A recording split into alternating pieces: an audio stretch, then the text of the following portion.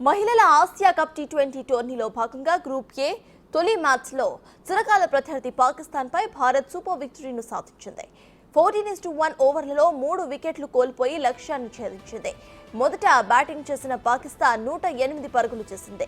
దీంతో 109 రన్స్ టార్గెట్తో భారత్ రంగంలోకి దిగినా ఈజీగా విక్టరీని సాధించింది. భారత్ బ్యాటింగ్లో స్మృతి మంథన అత్యధికంగా 45 పరుగులు చేశారు. ఆ తర్వాత షఫాలి వర్మ 40 కీలక ఇన్నింగ్స్ చేశారు. పాకిస్తాన్ బౌలింగ్లో సయ్యదా అరూబ్ షా 2 వికెట్లను పడగొట్టారు. ఆ తర్వాత నష్రా సంధు 1 వికెట్ తీసింది.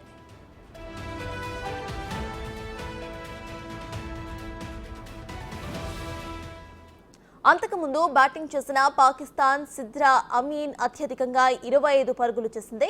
తుబా హసన్ 22 పరుగులు చేశారు. భారత్ బౌలర్స్ అద్భుతంగా బౌలింగ్ చేయడంతో పాకిస్తాన్ 108 పరుగులకే ఆల్ అవుట్ అయింది. దీప్తి శర్మకి 3 వికెట్లు లభించాయి. ఇక శ్రేయాంక పాటిల్, రేణుకా సింగ్, పూజా వస్త్రాకర్ తలో 2 వికెట్లు తీశారు.